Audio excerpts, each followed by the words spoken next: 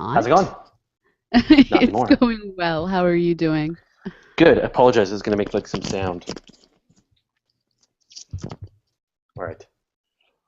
I'm on the road again. The place with the fancy ceiling that you like so much. I love that ceiling. Yeah, it's pretty cool. I'd be happy if you could do all your hangouts from that room. No, just. I hate your turquoise wall. I love you. I hate your turquoise wall. Oh, I'll just leave it forever just to punish you. No, we have plans. We're repainting. We'll repaint it. Or have something even cooler. It's on my list of to-do items. Okay, so this is the last episode of Astronomy Cast for this season.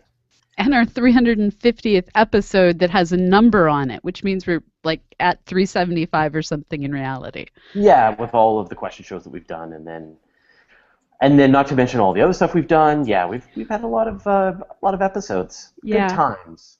But it's not our last episode ever. It's just our last episode for the season. So every summer we try to take off a couple of months and not make shows. And everyone's busy. It's hard to kind of organize all the people. So today is going to be the last episode of Astronomy Cast until the Dragon Con show, which is going to be Labor Day weekend. And we have a topic? Yeah, I love it too. Rain was like, I want like all the impossible questions that you guys get asked. Yeah. What are the 10 big difficult questions in astronomy right now? And so we're going to have a whole crew of people on with us, and it's just going to be kind of awesome. Yeah, totally. When she suggested the topic, I was like, yes, I love it. So I can't wait. It's going to be really fun. So it's Labor Day weekend. Dragon Con, Atlanta, we'll be there. I have a full Jedi costume I have not worn yet. Really? Yeah. I'm bringing a big chunk of the crew. Bringing Nancy and Elizabeth are coming as well. So. Yeah. And we're bringing the whole SIUE crew just like we usually do, and so. It's going to be a party, so you should all join us. And I'm actually a guest this year, which is, yeah. They finally acknowledged your awesomeness. Well, they finally acknowledged that being a co-host of Astronomy Cast is worth being a guest, as opposed to being a guest of Astronomy Cast like you. Is always a guest. Anyway, now it's all is forgiven. I've been accepted into the in crowd, so it's all right. And so then also last episode of the Weekly Space Hangout is going to be tomorrow, and then same deal. We're going to take the summer off because it's just too much cat wrangling. It's already tough. We had to cancel the last two because everybody's been really busy with their summer vacations and all that. So we're going to be doing our next episode of the Virtual Star Party on the 7th. So we're going to be doing them once a month. So once on the 7th, once in August. So that's still going to happen over the summer because it's a little more. It's nice in the summer. So and I'm hoping to take all my spare time, free time. Neither really truly exist.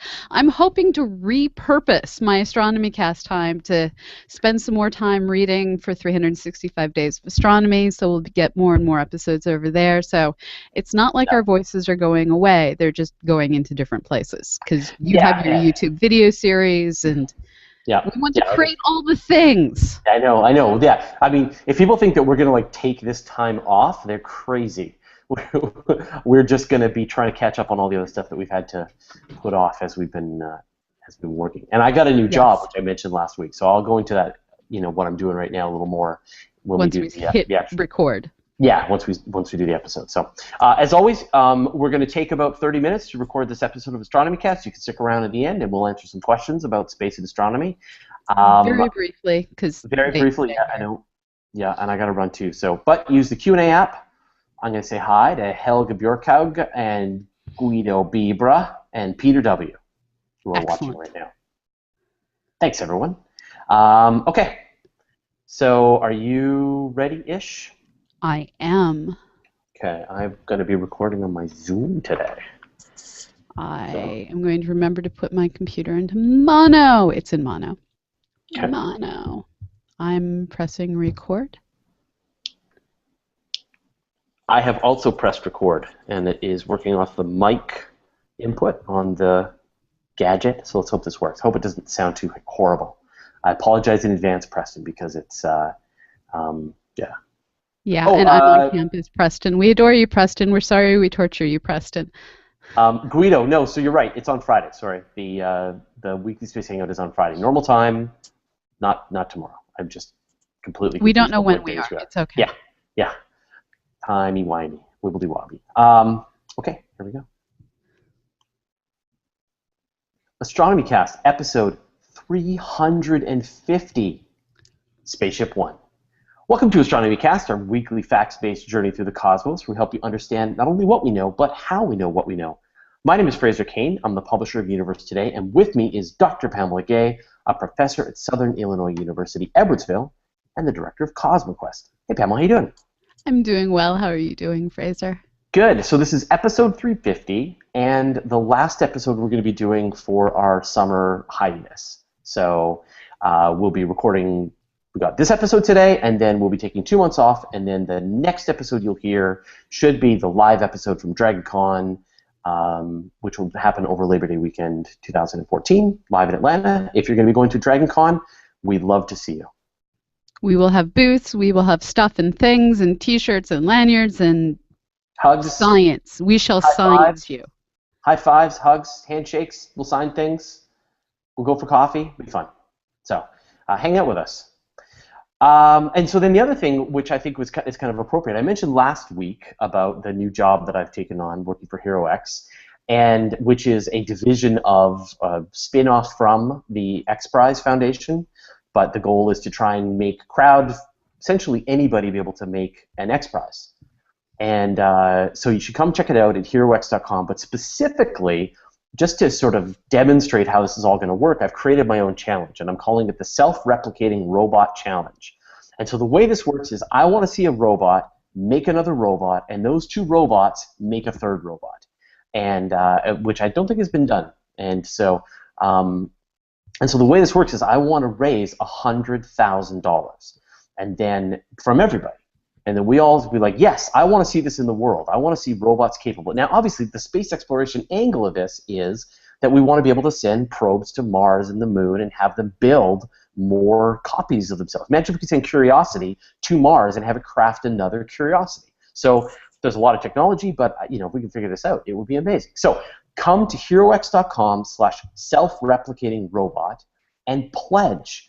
Join me, kick in a couple of bucks, and just show that we want to see this thing exist. And then if we can get to 100,000, or then maybe we can start this actual challenge and see if people can make this thing happen. So it's robots building robots, so the world can be taken over by self-replicating robots. No, it's very clear. No Grey Goo, no Terminators, no replicators from Stargate SG-1, no Berserkers. It's good, nice, lovable. Can we have a DRM from Almost Human? Because they're kind of awesome. I don't know. I haven't seen that. Anyway, so that's the thing. It got canceled. Fox cancels all the good sci-fi. Oh, really? So here's the thing. So let's. I guess we should get on with the show now. So, so Spaceship One, which is part of the X-Prize Foundation, is a spacecraft created by Scaled Composites to win the $10 million Ansari X-Prize in 2003. It was the first privately built spacecraft to reach 100 kilometers in altitude twice in 2 weeks, carrying the equivalent of 3 people. It's the prototype of the upcoming Spaceship Two, created for Virgin Galactic to carry paying passengers into space. Now, so I didn't know that you didn't pick this topic, when I got a job. So, but this is part of our number series, and I guess this is probably going to be the last one, which is So I had a moment. I had a moment of, I was originally thinking, well, what are the important numbers? We've had Mercury 7, and then my brain went to STS-51L, which was the Challenger disaster. And I was like, no, we can't end the summer on that. We cannot. Too soon. So in the midst of my, bad idea, I was like, what other spacecraft have awesome numbers and are uplifting? And Spaceship One is kind of as uplifting as a numbered thing coming out of the space program has been recently. So, I went with Spaceship One, and I figured it would give you warm fuzzies since you now work with the X-Prize folks. And, life is good. So, okay, so let's do some history then. So where did Spaceship One come from?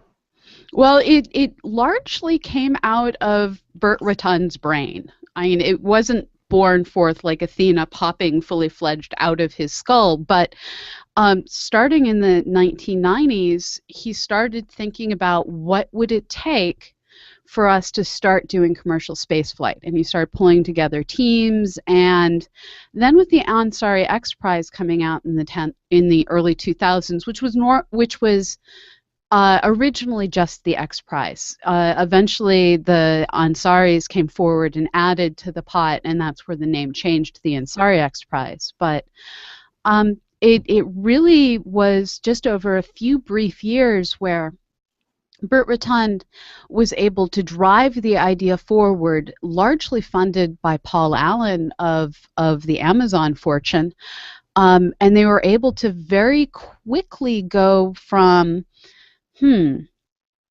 how should we build this, to building it, to test flying it in May 2003, to hitting suborbit, passing that 100-kilometer mark for the first time in June 2004, to, oh my gosh, winning the Ansari X-Prize in October of 2004. So once they set their mind to it, it was a matter of a few years, but the ideas were ones that Burt Rotund started playing around with in the mid-90s. Yeah, I mean, if you've done any research into Burt Rotund and seen Scaled Composites, they have this wonderful history of these amazing aircraft that just go back. You know, a lot of craft-building aircraft designers or just, aircraft enthusiasts have ordered various scaled composite aircraft, and I think they contributed to the one that went around the world on one tank of fuel. So he's got this innovative method of building aircraft that are designed. He's always going for simplicity, always going for safety, and able to sort of crack what were normally very complicated problems with some combination of of his technology. So it's a pretty amazing company. I love how much the idea for this aircraft changed, spacecraft, aircraft, over the 10 years from starting it in 93 to first flight in 2003. He was originally just planning a more capsule-based spacecraft, the old standby, land and water, no big deal, and then basically got inspired by a shuttlecock of all the crazy things, one of those things that you use while playing badminton. It was like, oh, wait. And from that inspiration was born this origami spacecraft that goes from one layout of the wing structure for launch, a different for re-entry, and yet a third for landing. And yeah, so let's talk about then sort of the components, because it's actually a fairly complicated way the whole thing works. But but in the end, as you said, it's very cool and simple and gets the job done. So sort of if you went and walked up to SpaceShipOne, what would you be seeing? When it's on the ground still. Well, currently you can actually walk up and see it in the U.S. Air and Space Museum, which is kind of cool. But the part that's missing from the U.S. Air and Space Museum is White Knight 1. So SpaceShipOne was designed to fly on the underbelly of White Knight 1, which is a giant high-altitude flying aircraft that was designed in a way that it could be used for reconnaissance. It could be used for carrying things to high altitude like it does with SpaceShipOne. It has all of these different applications. But the greatest one of all is once you start getting up to that 45,000 feet, 50,000 feet altitude that it's capable of, you're above more than 85% of the Earth's atmosphere in most cases. Once you're above all that atmosphere, you're dealing with a lot less drag. Gravity is still pretty much of a bear, but the air is the big issue you have to deal with. So White Knight carries up little SpaceShipOne on its underbelly. It hangs there rather like a bomb, which actually got White Knight 1 in trouble when it tried to land in Dulles the first time. And actually wasn't allowed to land there because it looked like it was carrying a bomb. Wow. Yeah, they had issues trying to deliver it to the Smithsonian. So White Knight takes off carrying SpaceShipOne on its underbelly, gets up to somewhere between 45,000 and 50,000 feet, and it drops SpaceShipOne. And for some period of time that they don't tell you, the pilot on board SpaceShipOne is adjusting the trim, getting everything happy, and then presses the ignition, and it fires. And at this point, you now have a rocket craft in the spirit of the early suborbital flights that were dropped off of bombers back in the 1950s. Very quickly goes into a straight vertical climb, climbs for several minutes until the rocket's cut off, at which point it's going so fast that it just gets carried the rest of the way up to it's about 100-kilometer altitude. So it's a pretty dramatic day when you're taking off on one of these things.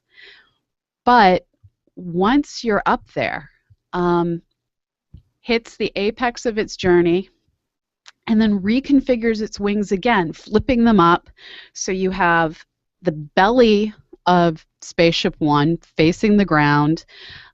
By facing the ground, it's creating the most drag it possibly can, and flips the wings up into the feathered position. It actually takes it about 15 seconds to move everything up, and this is an interesting moment.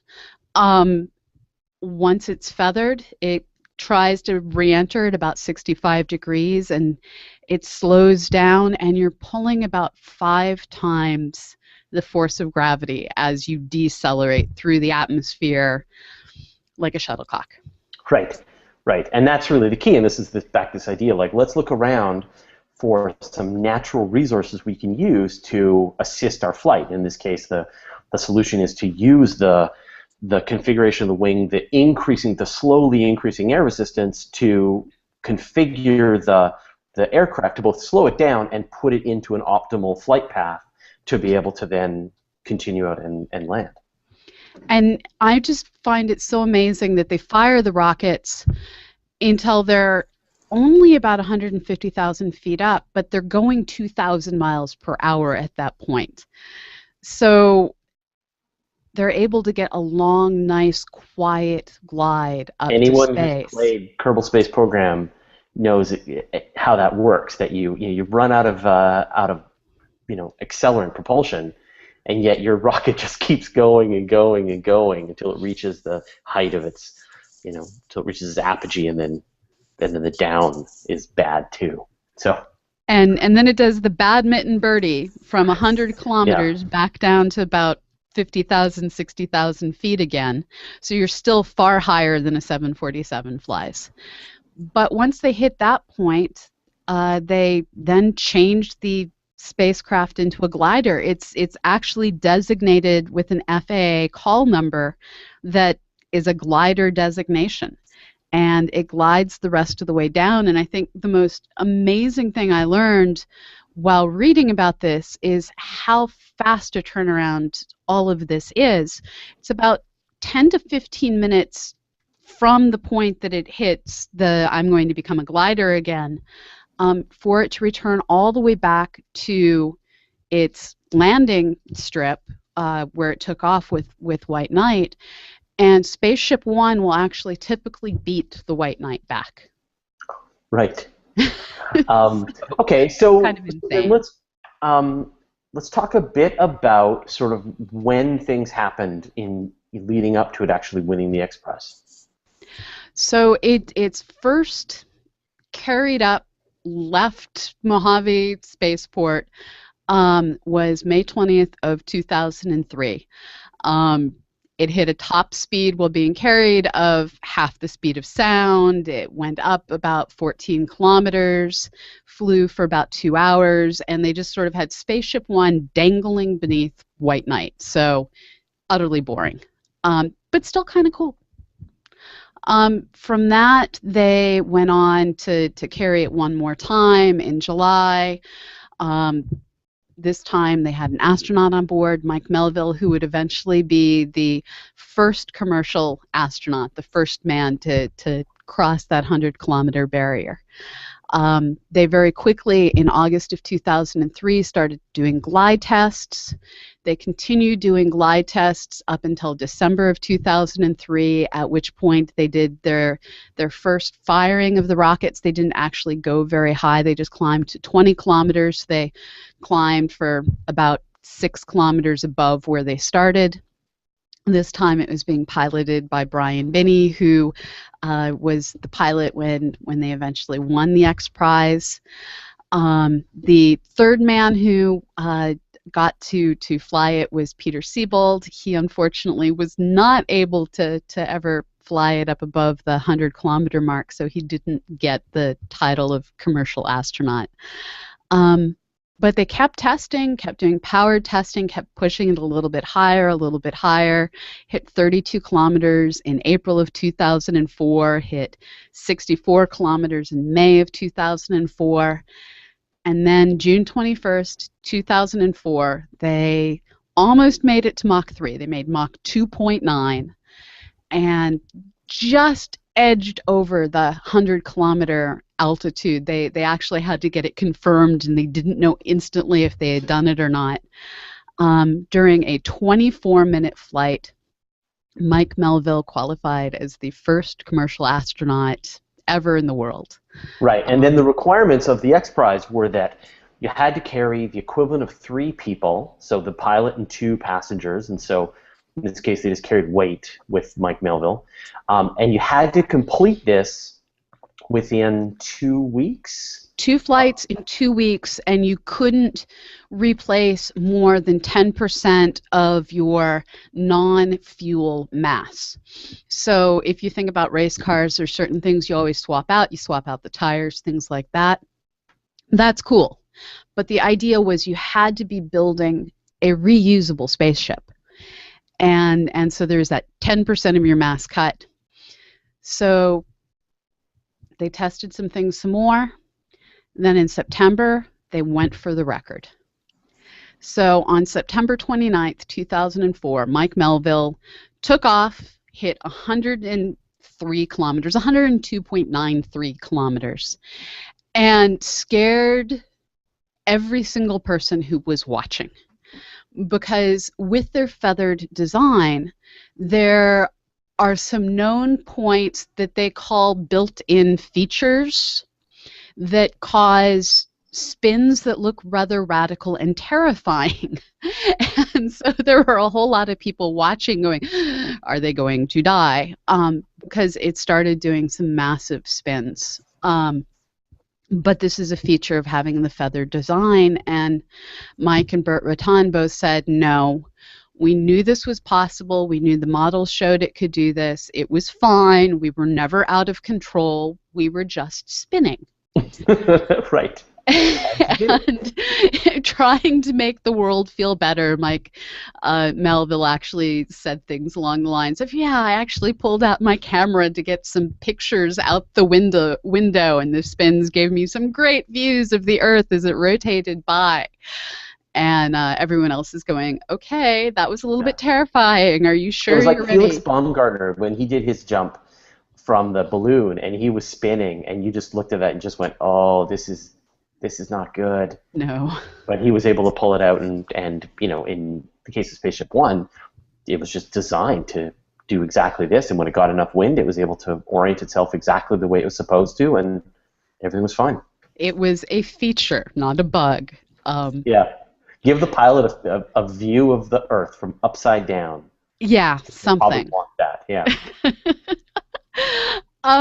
And then less than a week later, I mean, they had 2 whole weeks, but less than a week later, on October 4th, they went more than 3 times the speed of sound. They achieved 112 kilometers, and Brian Binney won them the Ansari X-Prize, the $10 million prize that did nothing to cover the cost of the spacecraft, but they got the award and went down in history. And if you think about it, this is something we've never done and we haven't repeated. They launched regular service, 2 launches in less than a week of the same spacecraft.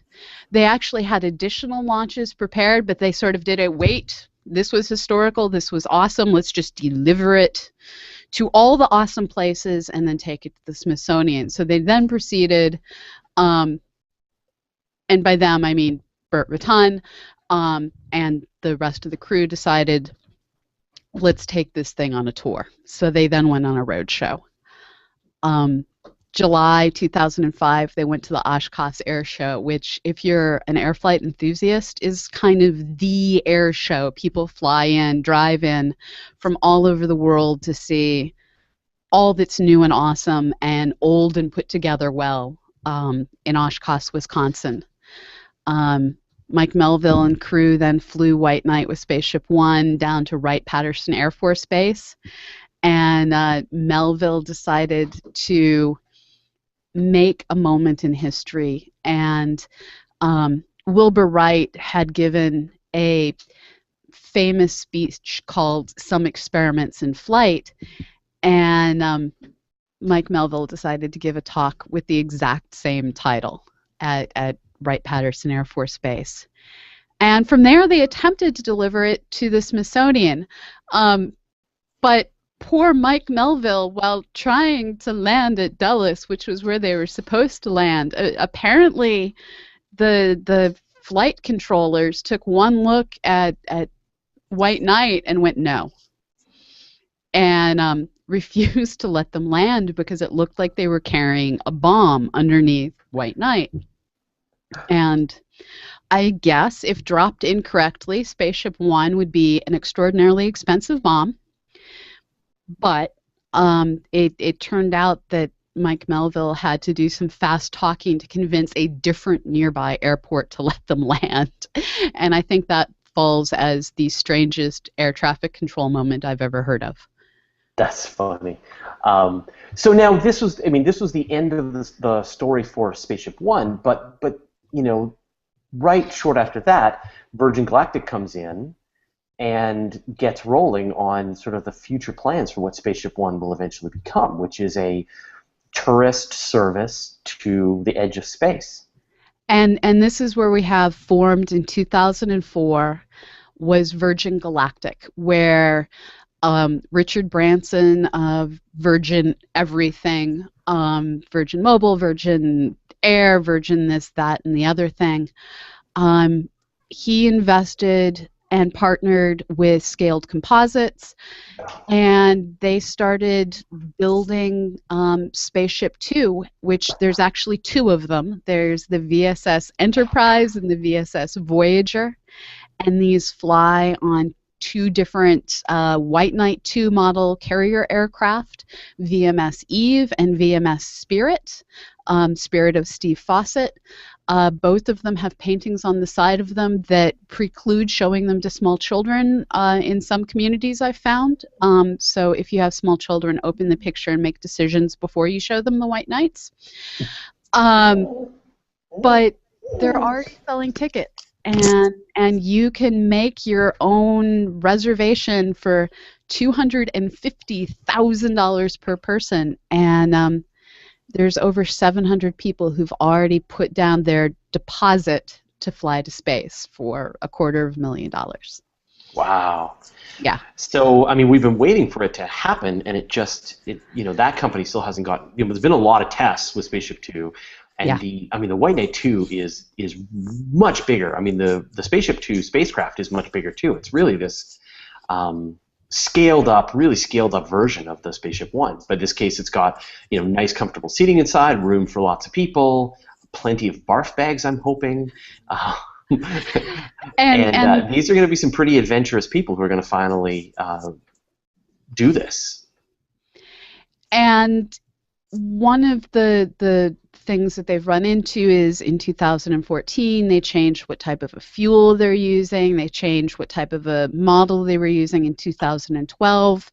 Burt Rutan retired in 2011, and I'm sure that affected how things were progressing. Yeah. So they also had to try and recover from, in 2007 they had an explosion while they were testing one of their engines. But they keep they keep plowing forward. They have worked on constructing Spaceport America down in New Mexico, which is the most amazingly beautiful design for a commercial launch facility I've ever seen. Take Yeah. the most stunningly beautiful airport you've ever seen and like turn up the futuristic dial. It's gorgeous. Better have swooshing doors. That's what I want to see. I can't speak to the doors. Right. Yeah, and so I think, it's funny because, like, on the one hand, when that happened, we all felt like this is it.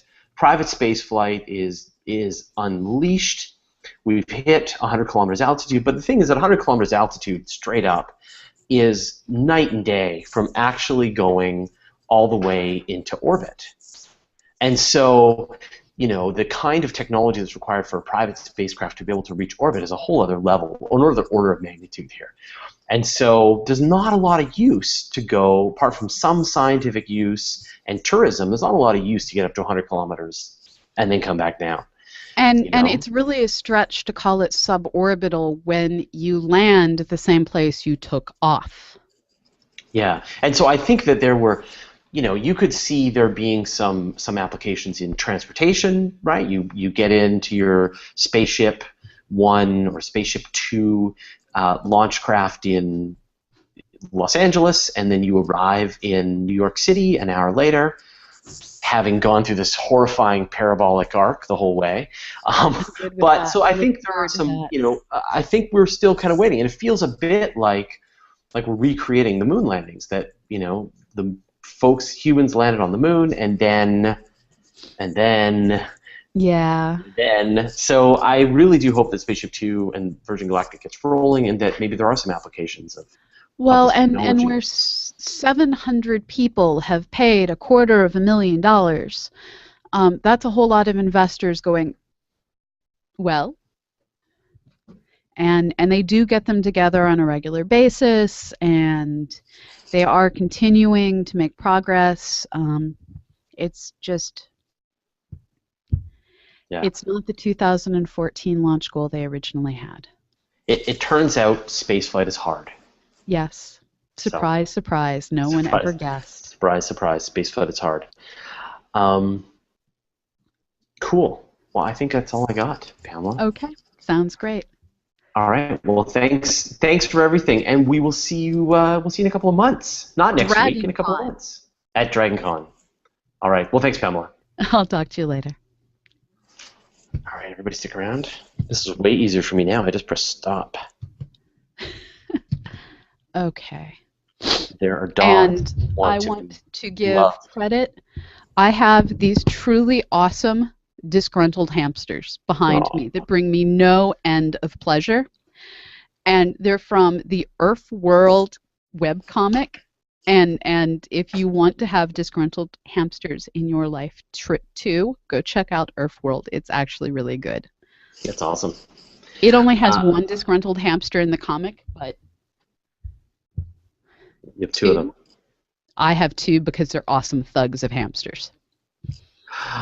So Guido Bibra has dug up from Universe Today, July 21st, 2004, an article written by Fraser Cain.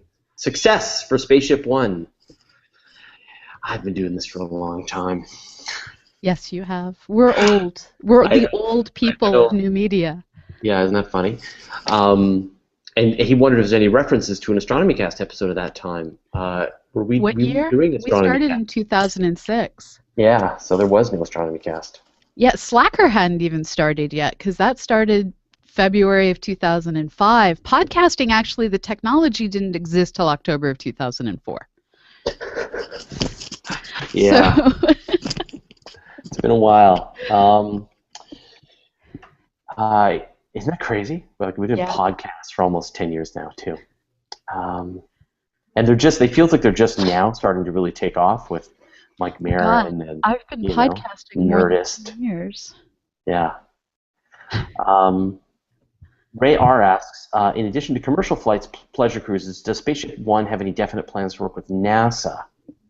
Not so much NASA. They do have plans to periodically launch racks of materials for schools. NASA is working with SpaceX, Blue Origins, and one other one that I can never remember the name of because I'm a horrible person, and they have a really weird logo. Nikolai Ivanov says that Buzz Aldrin said that Richard Branson invited him on the first flight of his little thing, and he refused. I guess compared to Saturn V, the Spaceship 2 is little. Also, I think it would be terrifying, which is another reason why you might not want to do it, and dangerous.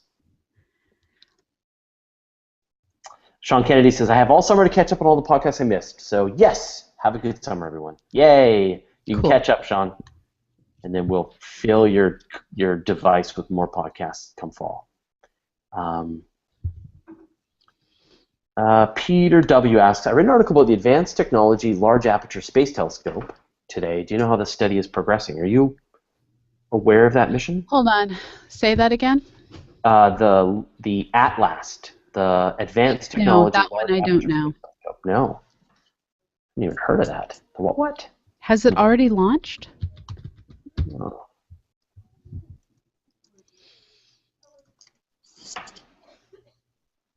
Oh, it's a mission concept. So what you're hitting is the problem of spacecraft are dead to me until they're actually almost launched. Except for the terrestrial planet finder, which is just dead. 5 to 10 times better angular resolution than James Webb, and 2,000 times better than Hubble. So sounds great. W first comes first. Follow W first. And if W first makes it to construction, this will be next. So root for W first, and then we'll start to contemplate this one. I think it's safe to say that there will probably be bigger aperture, more better. I mean, I think the big lesson that we've really learned with Hubble, and I'm sure we're going to learn with James Webb, is that if you just put a lot of glass up in space, good things happen. The issue becomes one of how do we afford more and more spacecraft with decreasing numbers of salary dollars? Oh, are budgets going down? Yes. Oh, yeah. No budget. So the problem is that if you start looking at how much money goes to the Large Synoptic Survey Telescope, to the ALMA radio array, to Curiosity and James Webb Space Telescope, suddenly you've consumed a very significant percentage of NASA's budget, or astronomy's budget, NASA and National Science Foundation both. Yeah. Factor in all the rest of the existing missions, and suddenly there's fewer and fewer dollars left to pay for things like humans. Well, and it always comes to this age-old question about, do you just put a great big generic technology up in space, a great big telescope, or do you create purpose-built missions designed to answer some specific question? It's the Rocky Kolb-Simon White debate. Yeah. Do you map out dark energy? Are you searching for variable stars? Are you looking to probe the cosmic microwave background radiation? Or do you just want to put a great big telescope that can do kind of anything? Well, and this is where you end up with compromise systems like the Large Synoptic Survey Telescope that is designed in a way that it is going to find all the remaining asteroids 1 kilometer and higher that might kill us. But after it's done with that mission, we're going to have a giant telescope. Which will have value. Yes. Yeah. So that's a good way to approach it. Have a specific mission, and then at the same time use it for other things. So cool. Okay. Now I know you can't stick around. You're about to fly away. I am going to a family wedding. Nice. In my country. In your country? Well, that's because my husband is one of your comrades in arms. I know. We're actually comrades in peace because you're Canadian and awesome that way. So sorry. Cool. Well, hey, as always, it's been super fun working with you over this season and all the previous seasons. 350 episodes, Pamela. How cool is that? High five. It's kind of amazing. It really is. And so thanks to all the fans who've been watching. And one last plug, if you have time, come on over to herox.com/self-replicating-robot and post a comment, give me some ideas. Pledge. No money's changing hands. You just click pledge, and then I just write down. Robots making robots. Robots making robots. And this is how we're gonna make. You're gonna dismantle Mercury and turn it into a Dyson sphere. So, this is how we're going to, yeah, that'd be great. Okay, well, anyway. Then the Earth wouldn't get sunlight anymore. I have problems with that one. All the electricity. No, we push it out beyond the Earth, and then we'd have this Dyson sphere we could live on. Then let's just turn Mars into a Dyson sphere. Done. Perfect. Okay, well, hey, thanks, everyone. We'll see you all next 2 months. See you in September. All right. And DragonCon, if you can come, we'd love to see you. Costumes. All right. I can't wait to see your costume. All right. We'll see you later, everyone.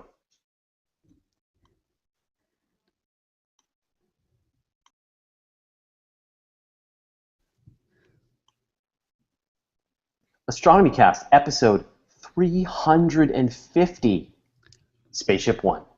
Welcome to Astronomy Cast, our weekly facts-based journey through the cosmos, where we help you understand not only what we know, but how we know what we know. My name is Fraser Cain. I'm the publisher of Universe Today, and with me is Dr. Pamela Gay, a professor at Southern Illinois University, Edwardsville, and the director of CosmoQuest. Hey, Pamela, how you doing? I'm doing well. How are you doing, Fraser? Good. So this is episode 350, and the last episode we're going to be doing for our summer hiatus. So we'll be recording, we got this episode today, and then we'll be taking 2 months off, and then the next episode you'll hear should be the live episode from DragonCon, which will happen over Labor Day weekend 2014, live in Atlanta. If you're going to be going to DragonCon, we'd love to see you. We will have booths, we will have stuff and things and T-shirts and lanyards and hugs. Science. We shall science you. High fives, hugs, handshakes. We'll sign things. We'll go for coffee. It'll be fun. So hang out with us. And so then the other thing, which I think is kind of appropriate, I mentioned last week about the new job that I've taken on working for HeroX, and which is a division. So yeah, and so then also last episode of the Weekly Space Hangout is going to be tomorrow. And then same deal. We're going to take the summer off because it's just too much cat wrangling. It's already tough. We had to cancel the last two because everybody's been really busy with their summer vacations and all that. So we're going to be doing our next episode of the Virtual Star Party on the 7th. So we're going to be doing them once a month. So once on the 7th, once in August. So that's still going to happen over the summer because it's a little more. Well, it's nice in the summer. So some objects we want to show. I'm hoping to take all my spare time, free time. Neither really truly exist. I'm hoping to repurpose my Astronomy Cast time to spend some more time reading for 365 Days of Astronomy, so we'll get more and more episodes over there. So it's not like our voices are going away. They're just going into different places because you have your YouTube video series and we want to create all the things. I know. Yeah, I mean, if people think that we're going to take this time off, they're crazy. We're just going to be trying to catch up on all the other stuff that we've had to put off as we've been working. And I got a new job, which I mentioned last week. So I'll go into that, what I'm doing right now a little more when once we do hit record. Yeah, once we. How's it going? It's going well. How are you doing? Good. I apologize. It's going to make some sound. All right. I'm on the road again, the place with the fancy ceiling that you like so much. I love that ceiling. Yeah, it's pretty cool. I'd be happy if you could do all your hangouts from that room. No, just I hate your turquoise wall. I love you. I hate your turquoise wall. Oh, I'll just leave it forever just to punish you. No, we have plans. We're repainting. We'll repaint it. Or have something even cooler. It's on my list of to-do items. Okay, so this is the last episode of Astronomy Cast for this season. And our 350th episode that has a number on it, which means we're at 375 or something in reality. Yeah, with all of the question shows that we've done, and then not to mention all the other stuff we've done. Yeah, we've had a lot of episodes. Yeah. Good times. But it's not our last episode ever. It's just our last episode for the season. So every summer we try to take off a couple of months and not make shows. And everyone's busy. It's hard to kind of organize all the people. So today is going to be the last episode of Astronomy Cast until the DragonCon show, which is going to be Labor Day weekend. And we have a topic? Yeah, I love it too. Rain was like, I want all the impossible questions that you guys get asked. Yeah. What are the 10 big difficult questions in astronomy right now? And so we're going to have a whole crew of people on with us, and it's just going to be kind of awesome. Yeah, totally. When she suggested the topic, I was like, yes, I love it. So I can't wait. It's going to be really fun. So that's Labor Day weekend. Dragon Con, Atlanta, we'll be there. I have a full Jedi costume I have not worn yet. Really?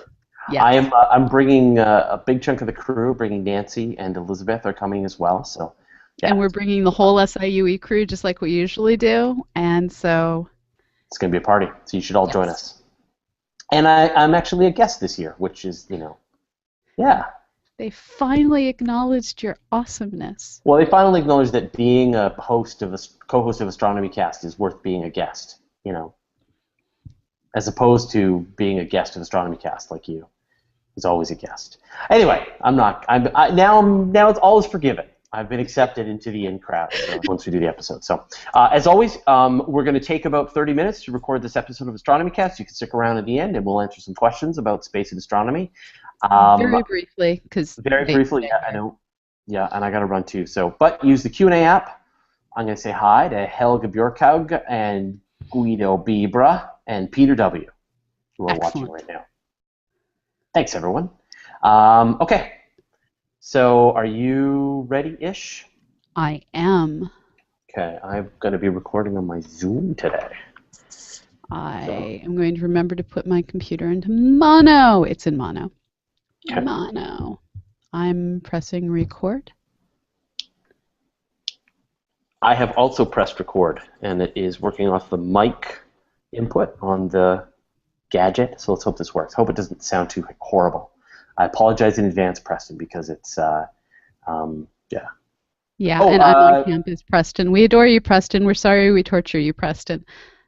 Guido, no, so you're right. It's on Friday, sorry. The weekly Space Hangout is on Friday. Normal time, not tomorrow. I'm just completely confused. We don't know when we are. It's okay. Yeah. Timey-wimey, wibbly-wobbly. Okay, here we go.